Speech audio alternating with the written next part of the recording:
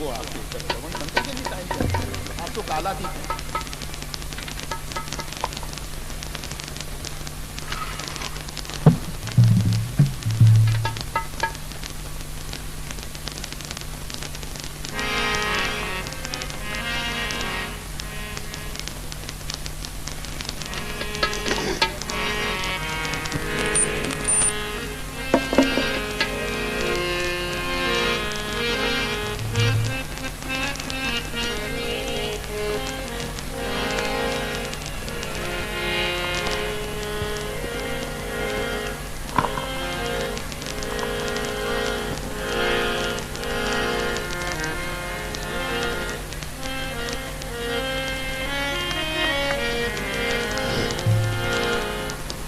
श्री हरि शरणं मम श्री हरि गुरु वैष्णव चरण कमलेभ्यो नमः।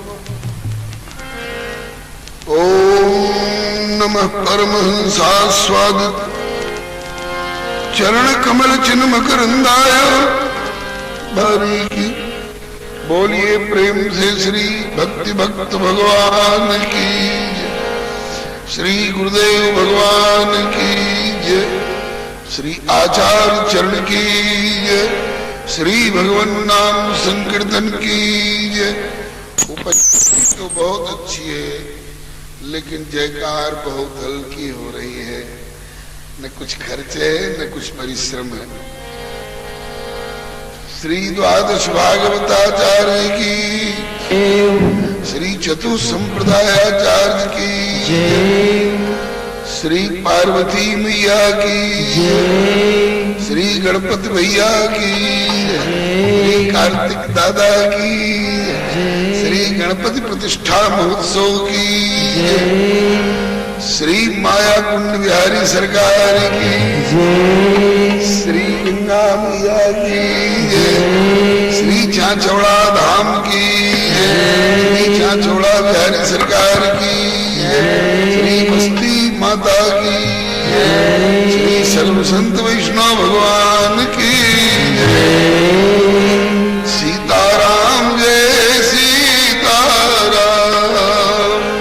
सीताराम जय सीताराम, राधे श्याम जय राधे श्याम, राधे श्याम जय राधे श्याम, सीताराम जय सीताराम, सीताराम जय सीताराम, राधे श्याम जय राधे श्याम, राधे श्याम जय राधे श्याम, सीताराम जय सीताराम, सीताराम जय सीताराम, राधे श्याम जय राधे श्याम, राधे श्याम जय राधे श्याम।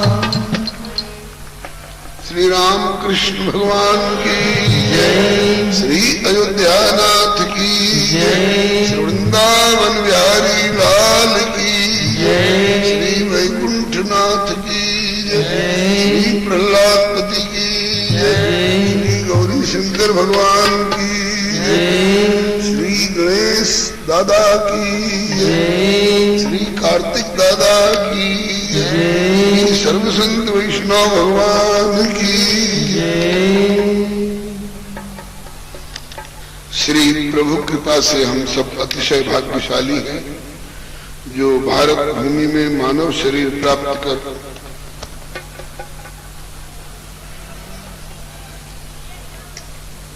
श्री चाचौड़ा धाम के निकटवर्ती बीणागंज में श्री महाराज जी की कृपामयी छत्र छाया में श्री गणपति प्रतिष्ठा महोत्सव में समवेत होकर भगवत भागवत यश गायन एवं श्रवण का सुअवसर प्राप्त कर रहे हैं। हम लोगों के सौभाग्य को देखकर प्रायः देवता लोग तरसते हैं, क्योंकि देवलोक में विषय बाहुल्य भले खूब हो, किंतु सत्संग, भगवत कथा, भगवत अवतार, संत समागम का सर्वथा अभाव रहता है देवलोक में। श्री महाराज जी ने नर्मदा तट के लिए आवाहन किया था। बहुत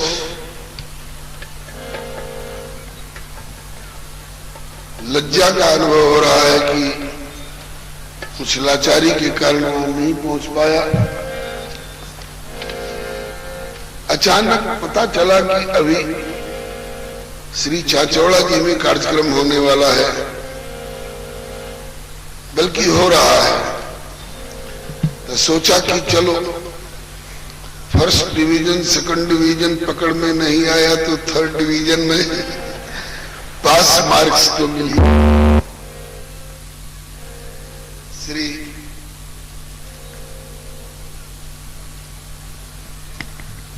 गोवर्धन वाले से पंडित बाबा कहा करते थे कि एक डाल छोटी तो उससे नीचे वाली डाल पकड़ में आ जाए, वो भी छोटी तो उससे नीचे वाली डाल पकड़ में आ जाए तो भी अच्छा है, एकदम धरती पर मत आ जाओ।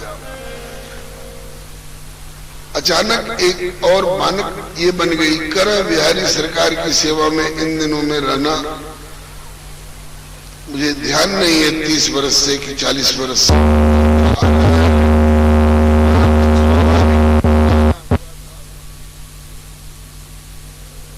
मल्हारगढ़ आपके बीनागंज चाचौड़ा और करह के बीच में कहीं पड़ता है, मुंगावली के आसपास में।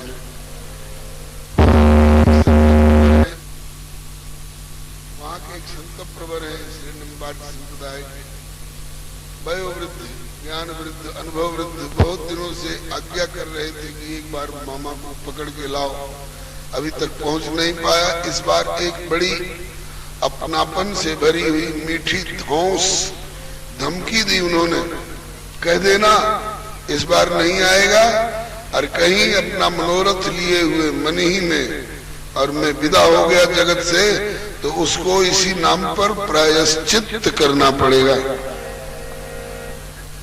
फिर हमने उनसे संपर्क स्थापित किया। उन्होंने कहा कि अगर वहां करह में वक्त बाहुल्य हो तो एक दिन के लिए, 1 घंटे के लिए भी आ जाओगे तो हम अफसोस करते हुए नई दुनिया से जाएंगे। सोचा कि जब मल्हारगढ़ तक आ गया तो श्री चाचौड़ा धाम तक भी श्री बीणागंज की भी हाजिरी हो जाएगी। लेकिन वहां से कार्यक्रम करके चलता तो यहाँ रात में पहुंचता। श्री महाराज जी ने कहा कि तब तक तो ये कथा वाला वातावरण विश्राम प्राप्त कर चुका होगा। फिर बोले रात्रि में लीला होती है। हमने कहा लीला में ही थोड़ा नाच गा लेंगे, लेकिन श्री प्रभु कृपा से महाराज जी की प्रेरणा से ऐसी बानक बन गई। बोले नहीं, सवेरे यहाँ से चल दो ताकि कथा मिल जाए। यद्यपि कथा का समय समाप्त हो चुका है, जैसी सूचना मिली थी आप बहुत देर से बैठे हैं, तथापि श्री महाराज जी ने आज्ञा कर दी, आपने वाद्य ला करके धर दिए। तो गणपत भैया की प्रतिष्ठा में गणपत भैया से संबंधित एक गीत गा लूं।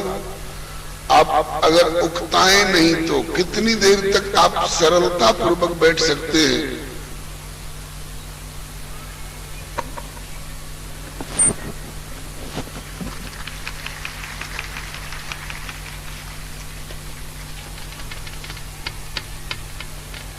ये तो कमर के पैकड़ जैसा हो गया। चलो विराज।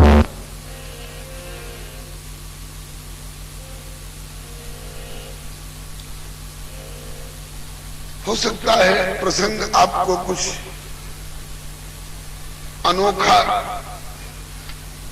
अश्रुत जैसा लगे, लेकिन यह काल्पनिक नहीं है। ब्रह्म वैवर्त पुराण के आधार पर यह प्रसंग निवेदन किया जा रहा है। ब्रह्म वैवर्त पुराण में एक खंड ही खास करके गणेश जन्म खंड श्री वेद व्यास भगवान की कलम से निश्चित है।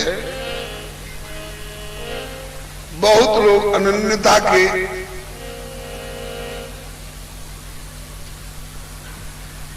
क्या कहे, अनन्यता के भाव भावित लोग कहते हैं कि भाई हम तो अमुक स्वरूप के उपासक हैं, हम गणेश जी की पूजा करेंगे तो हमारी अनन्यता में फर्क पड़ जाएगा। ऐसा कह करके बहुत लोग निषेध भी करते हैं, लेकिन उन्हें समझना चाहिए हम हठ नहीं कर रहे हैं, एक बाल चापल्य वश परामर्श दे रहे हैं। श्री नाभा स्वामी जी ने भक्तमाल ग्रंथ में, जो हमें श्री गुरुदेव से प्रसाद रूप में मिला है, एक दोहा ऐसा दिया है जिसमें अकेले का निर्णय नहीं देते हैं। कहते हैं कि सब संतन मिल निर्णय कियो, मत श्रुति पुराण इतिहास, भजबे को दोई सुघर के हरि के हरिदास। दो ही भजनी है, या तो हरि या हरि के दास। मन माने तो इस कथा के आधार पर गणेश भैया को हरि ही मान लेना, अगर हरि न मान सको तो कम से कम हरिदास की गिनती में तो इन्हें रख लेना।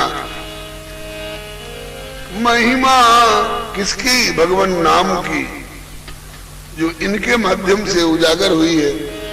मानस के इस पंक्ति के आधार पर महिमा जासु जान गणराव, प्रथम पूजियत नाम प्रभाव।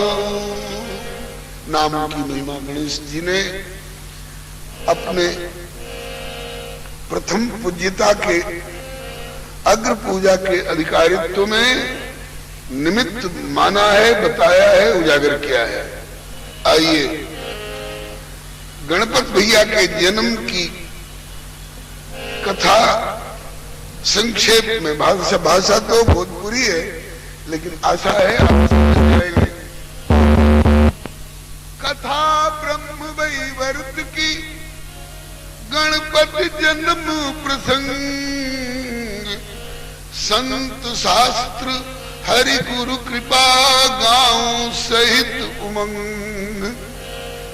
हमारे वैष्णवी आराधना में, उपासना में भगवान शंकर को गुरु माना गया है। वंदे बोधमयम नित्यम गुरुम शंकर रूपिणम, यमाश्रितो हि वक्रोपि चंद्र सर्वत्र वंद्यते। भगवान शंकर हमारे गुरु, भगवती पार्वती हमारी गुरुवानी जी है, और गुरु जी और गुरुवानी जी से उत्पन्न जो पुत्र होगा वो हमारा भैया होगा ही।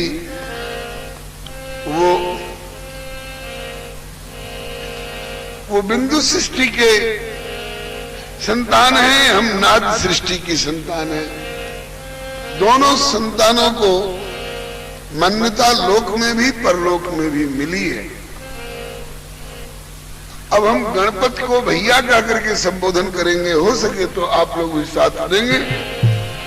गणपति भैया हो तू तो कृष्ण कन्हैया के अवतार। गणपति भैया हो तू तो कृष्ण कन्हैया के अवतार। गणपति भैया हो तू तो कृष्ण कन्हैया के अवतार। गणपति भैया हो तू तो कृष्ण कन्हैया के अवतार।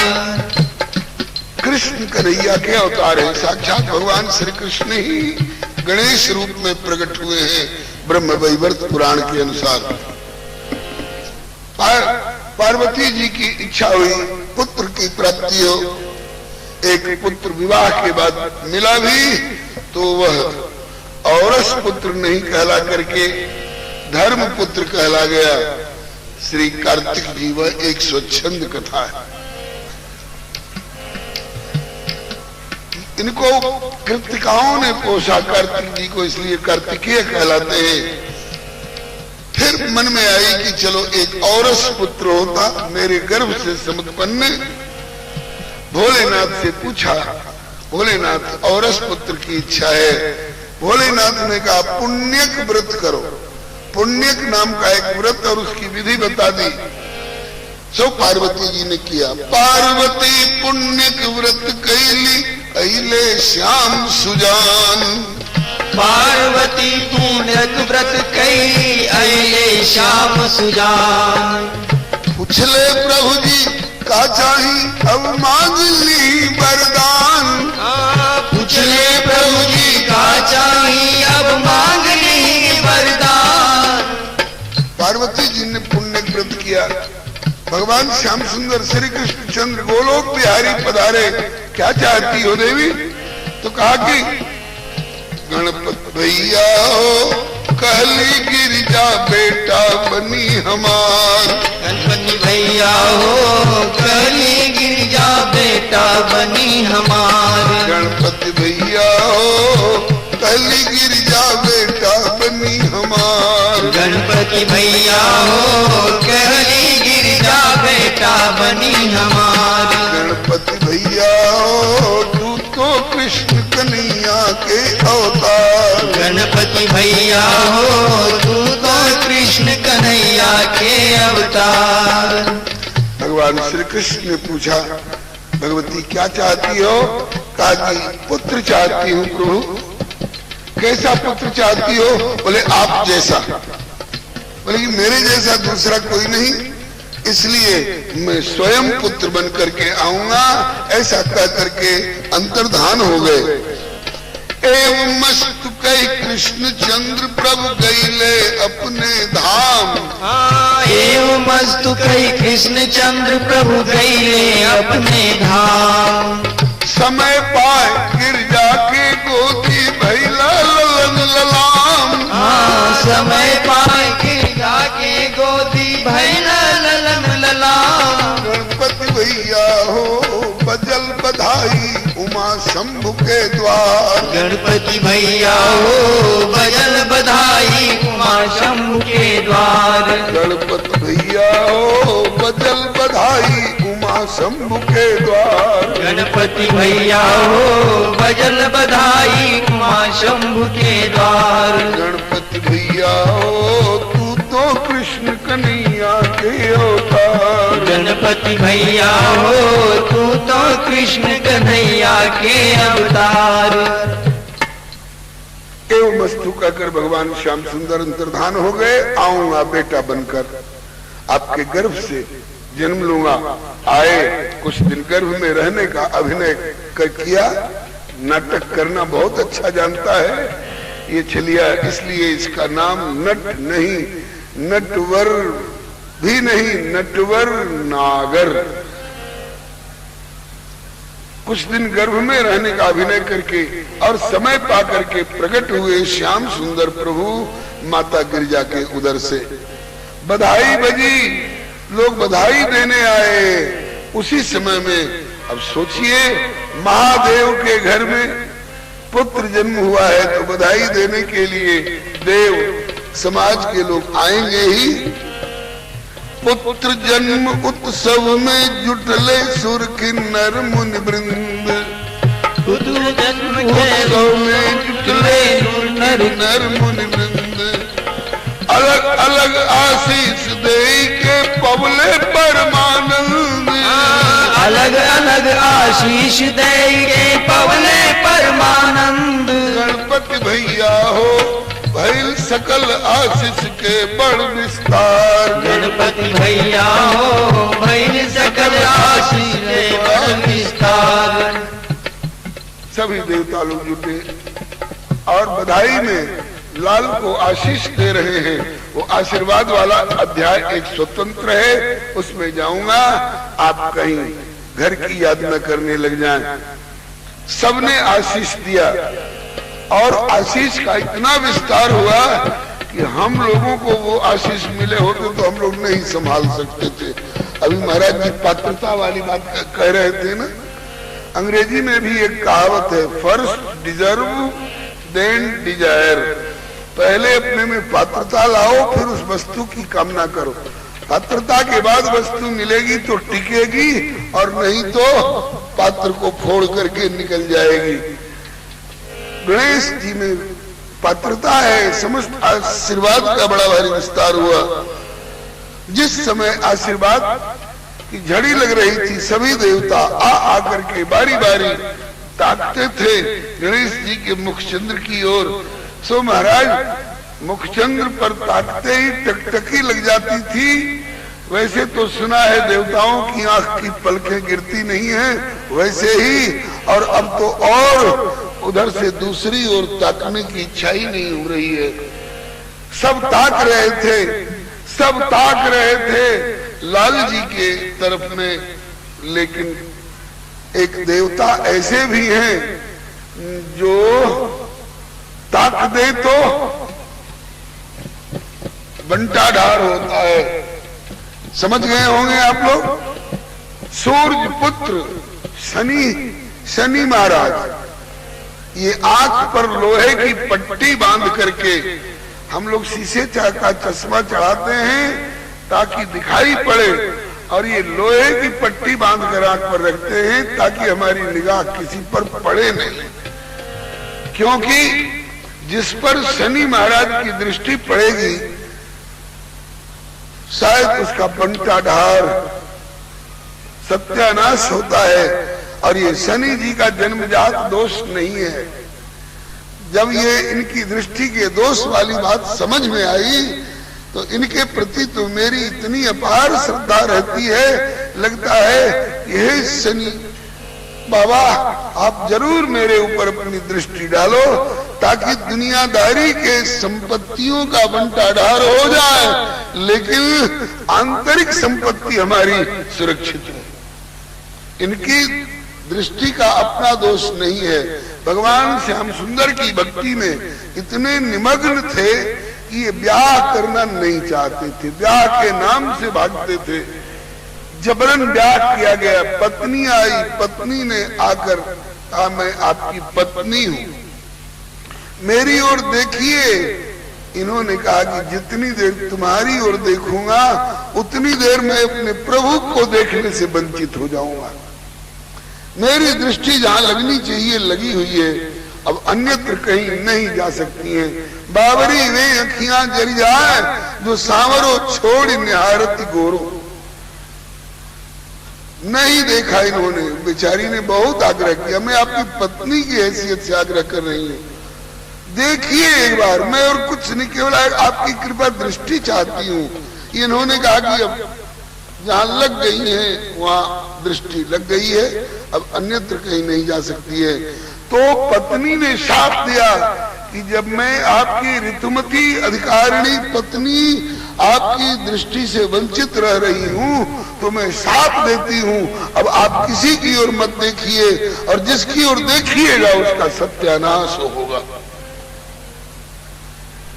तो ये भक्ति के कारण बदनाम हुए हैं बेचारे, भगवत भक्ति में तल्लीन होने के कारण। अस्तु, वे शनिदेव भी आए देवताओं के साथ बधाई देने माता पार्वती के घर पर। सुर समाज जब देत बधाई जुट के शिव के घर पर। सुर समाज जब देत बधाई जुट के शिव के घर पर। वही समय में सूर्य पुत्र जी अहिले देव शनिश्चर। वही समय में सूर्य पुत्र जी अहिले देव शनिश्चर। गणपति भैया हो देखते उनका मस्तक अलग त्योहार। गणपति भैया हो देखते उनका मस्तक अलग त्योहार। शनि महाराज आए, आंख पर लोहे की पट्टी बांधे, नीचे की ओर दृष्टि किए हुए। भगवती को ये बात अच्छी नहीं लगी। शनि देव सब मेरे लाल को देख रहे हैं प्यार भरी दृष्टि से। मोटर की पीठ पर लिखा रहता है देखो मगर प्यार से, कहीं कहीं देखा है। तो सब प्यार भरी दृष्टि से मेरे लाल को देख रहे हैं, आप नीचे क्यों ताक रहे हैं? आप मेरे लाल की ओर देखते क्यों नहीं हैं? शनि महाराज ने कहा कि माता जी मैं आपको और आपके लाल को न देखूं, इसी में आपका और आपके लाल का भला है। क्यों? कहा कि मेरी दृष्टि शापित है, कठोर है, विनाशकारिणी है। कहा कि नहीं, मेरे प्राण वल्लभ भोलेनाथ के दिए हुए साबर मंत्र जाल जिन सृजा, जिससे जगत का हित होता है, अलाय वलाय दूर होती है, और मेरे पुत्र के ऊपर किसी के दृष्टि की अलाय वलाय क्या कर सकेगी। एक बार देखिए, मेरी हार्दिक इच्छा है, मेरे लाल की ओर एक बार देखिए, देखते रह जाइएगा, देखिए एक बार मेरे लाल को। शनि महाराज ने दृष्टि नीचे किए कराए, वहां के उपस्थित समस्त देवताओं को संबोधन किया। हे सूर्य नारायण पिताजी, हे चंद्रदेव, हे वरुण, हे कुबेर, हे आकाश, हे पृथ्वी माता, हे धर्म, आप सब लोग साक्षी रहना। मैं अपने मन से कुछ कदम उठाने नहीं जा रहा हूं। मैं तो इनके भला के लिए इनके और इनके पुत्र की ओर देखना नहीं चाहता था, किंतु ये जबरन बात कर रही है कि एक बार देखो, तो अगर मेरे देखने से इनका अथवा इनके पुत्र का कुछ अनिष्ट हुआ तो आप लोग साक्षी रहना, मेरा कोई दोष नहीं, मैं निर्दोष। ऐसा कह करके सूर्य नारायण ने, सूर्य पुत्र शनिदेव ने यूं देखा और सबके देखते देखते उस बालक का तेजोमय मुखमंडल धड़ से अलग हुआ। देखते देखते गगन मार्ग से जाकर के गोलोक में वर्णन है भगवान श्री कृष्ण में विलीन हो गया। अब तो गिरिजा हाय हाय करने लगी, हाय शनि तुमने ये क्या किया? कहा कि देवी मुझे दोष मत दो, मैंने मना किया था। अब क्या होगा? माता रोने लग गई। जहां वाह वाह धन्य धन्य बधाई है की आवाज आ रही थी, वहां अब हाय हाय की आवाज आने लग गई। भगवान विष्णु ने कहा कि घबराओ नहीं, गई बहोर गरीब निवाजू, गई बहोर गरीब निवाजू, सरल सबल साहिब रघुराजू, सरल सबल साहिब रघुराजू।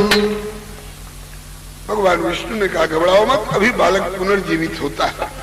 शनि की दृष्टि की मर्यादा पूरी हो गई, भगवती का आग्रह पूरा हो गया, उसका परिणाम भी आपके सामने आया। लेकिन अब आप लोग घबराए नहीं, गई बहोरेगी, मतलब कि ये पुत्र पुनर्जीवित होगा।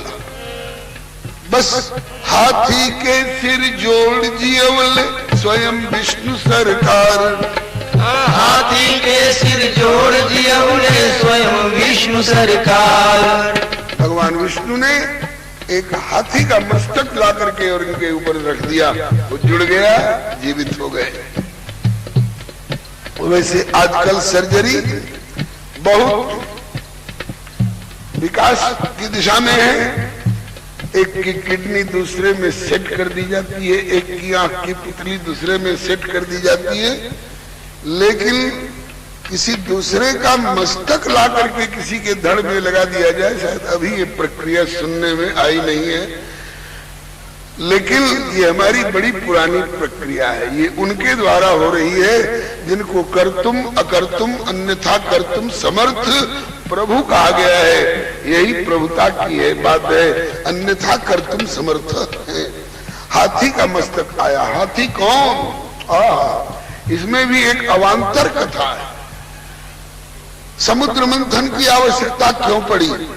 दुर्वासा जी ने शाप दे दिया था देवराज इंद्र को। वैकुंठ से आ रहे थे दुर्वासा जी, उनके गले में अथवा उनके हाथ में भगवान नारायण की दी हुई प्रसादी माला थी। देखा कि सामने से इंद्र आ रहे हैं हाथी पर बैठे हुए। इंद्र देवता ही नहीं, देवताओं के राजा है। सामने देवता आ जाते हैं तो उनका सम्मान करना चाहिए। क्या है किंचन बाबा जी के पास में, तो श्री दुर्वासा जी ने वही माला भगवान की प्रसादी देवराज इंद्र को देना चाहा। इंद्र में अगर भक्ति होती, हाथी से उतरकर नमित होकर के हाथ जोड़कर अंजलि बांधकर माला लेते, सिर से लगाते, नेत्र से लगाते, हृदय से लगाते और धारण कर लेते, अपना सौभाग्य मानते। एक तो भगवान की प्रसादी माला और वो भी संत के हाथ से मिल रही है। सो नहीं आए देव सदा स्वार्थी, वचन कहीं जन परमारथी। दृक जीवन देव शरीर हरे, क्योंकि तब भक्ति बिना भव भूल परे। भक्तिहीन देवराज ने वो माला ली तो डर के मारे। दुर्वासा जी हैं, अगर हम कहते कि ये माला मेरे काम की नहीं, रखो अपने पास में, चट जाने क्या कर डालेंगे। ली, लेकिन एक हाथ से ली, हाथी पर बैठे बैठे ली, न सिर से लगाया, न नेत्र से लगाया, न हृदय से लगाया, हाथी के माथे पर धर दी माला। रत्नों की माला पहनने वाला देवराज क्या ये फूलों की माला पहने? ढक जाएंगे मेरे रत्न, इसमें मेरी शान शौकत में बट्टा आएगा। हाथी के मस्तक पर रख दिया। तुम देवराज होकर के भगवत प्रसाद की कदर करना नहीं जानते हो। वो तमोगुणी हाथी बेचारा क्या जाने, लेकिन हाथी का सौभाग्य कहिए। माला पड़ी हाथी के मस्तक पर, हाथी ने सूंड से उठाया। हाथी का स्वभाव होता है ऊपर की वस्तु नीचे और नीचे की वस्तु धूल तक भी ऊपर। उस माला को सूंड से पकड़ा, नीचे पटक दिया, पांव से कुचल दिया। अब उसी समय दुर्वासा जी ने तमतमा करके शाप दिया, इंद्र तुझे अपने स्वर्ग लक्ष्मी पर इतना अभिमान है, गुमान है, जा तेरी स्वर्ग लक्ष्मी रूठ कर समुद्र में प्रविष्ट हो जाएंगी, तू श्रीहीन हो जाएगा। भला बताओ, जब देवराज ही श्रीहीन हो गए तो देवता लोग श्रीमान कैसे रह जाते जी। अब जब दैत्यों को पता चला तो खदेड़ खदेड़ के मारना शुरू किया देवताओं को, देवराज को। भागे, पितामह ब्रह्मा जी बचाओ, भाग यहां से। गलती पर गलती करते जाते हो और जब परिणाम सामने आता है तो बचाव करते हो। सरकार भूल हो गई, बोले और अब अवज्ञा करो भगवत प्रसादी माला और संत प्रसादी माला का। बोले भूल हो गई तो हमसे क्या करते हो, हमसे क्या कहते हो। धरती पर पांव फिसलता है तो चंद्रलोक सहारा देगा। अरे धरती पर पांव फिसलता है तो धरती ही सहारा देती है। भूमौ स्खलित पादानाम भूमिरेवावलंबनम। ऐसे ही प्रभु से प्रार्थना करो कि त्वयि जाता अपराधानाम त्वमेव शरणम प्रभु। हे प्रभु, आपकी माला का अपमान हुआ है, हम क्षमा प्रार्थी हैं। भगवान से प्रार्थना हुई, भगवान बोले चलो कोई बात नहीं, बच्चों से भूल होती है, लेकिन श्रीमान बनना चाहते हो, ही महाराज जी ने बताया ना, रिद्धि सिद्धि की प्रतिष्ठा करके घर में बुलाना चाहते हो तो पात्रता भी अपने में लाओ। अस्तु। तो भगवान ने कहा कि अब तो श्रीहीन हो ही चुके हो, श्रीमान तब होगे जब श्री लक्ष्मी जी समुद्र में से निकलेंगी। और निकलेंगी कैसे, बोले मंथन से निकलेंगी। उसके बाद मंथन वाली कथा लंबी चौड़ी।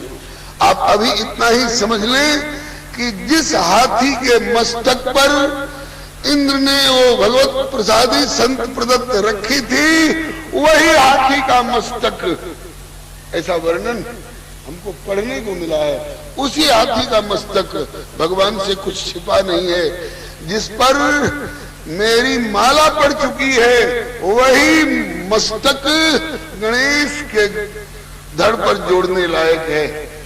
तो वही मस्तक लाकर जोड़ दिया विष्णु भगवान ने। हाथी के सिर जोड़ जियवलन तुरंत विष्णु सुख धाम। हाथी के सिर जोड़ जियवलन विष्णु सरकार। वही घड़ी से गज मुख कारण परल गजानन नाम। वही घड़ी से गज मुख कारण परल गजानन नाम। गणपति भैया हो सुमिरन से ही विघ्न विनाशन हार। गणपति भैया हो सुमिरन से ही सिरहार। गणपति भैया हो तू तो कृष्ण कन्हैया के अवतार। गणपति भैया हो तू तो कृष्ण कन्हैया के अवतार।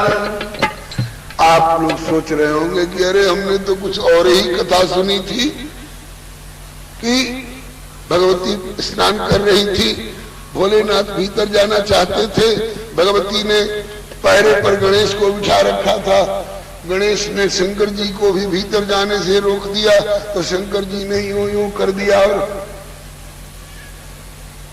हमने तो ऐसा सुना है, तो कौन कथा सत्य है, वो या ये? इस संदेह में मत पड़ना। एक ही कथा दो तरह से, चार तरह से सुनने को मिले तो ये सोचना कि किसी कल्प में वैसा हुआ था और किसी कल्प में ऐसा हुआ था। कल्प भेद क्वचित क्वचित पुराणेषु विरोधो यदि लभ्यते तो कल्प भेदेन तत्सर्वम समाधेयम मनीषी भी।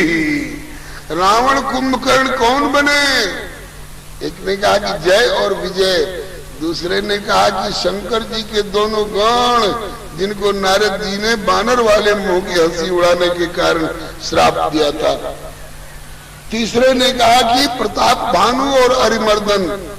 चौथे ने कहा तहां जलंधर रावण भयऊ। अब किसकी बात सही है? चारों की बात सही है। ये चार कल्प की कथा है। इसी तरह से गणपत जन्म और मस्तक वाली कथा दो तीन चार तरह से मिली हो तो किसी को झूठी मत मानना। किसी कल्प में वैसा, किसी कल्प में ऐसा। ब्रह्म वैवर्त पुराण वाले कल्प में ऐसा ही हुआ था। एक दिन परशुराम जी गुरु के दर्शन खातिर अइले। एक दिन परशुराम जी गुरु के दर्शन खातिर अइले। तोहरे पहरेदारी में दुअरे पर रोकल गईले। तोहरे पहरेदारी में दुअरे पर रोकल गईले। एक दिन भगवान भोलेनाथ और भगवती पार्वती एकांत कक्ष में विश्राम में या किसी लीला में थे। कह दिया था कि भीतर किसी को आने मत देना। अचानक परशुराम जी आए, गणेश जी ने रोक दिया। परशुराम जी ने कहा क्यों रोक रहे हो? बोले अभी दर्शन का अवसर नहीं है।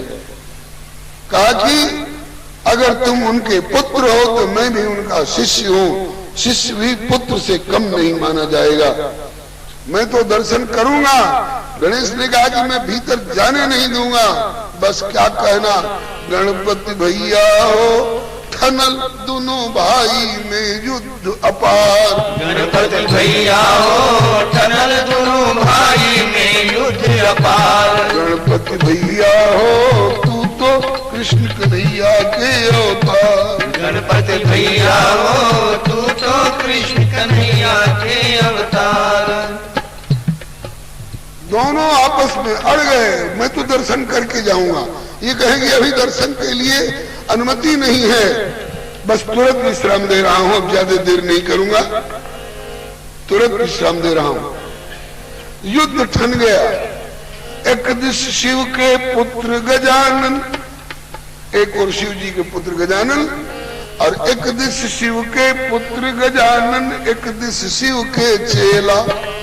एक दिश शिव के पुत्र गजानन, एक दिश शिव के चेला।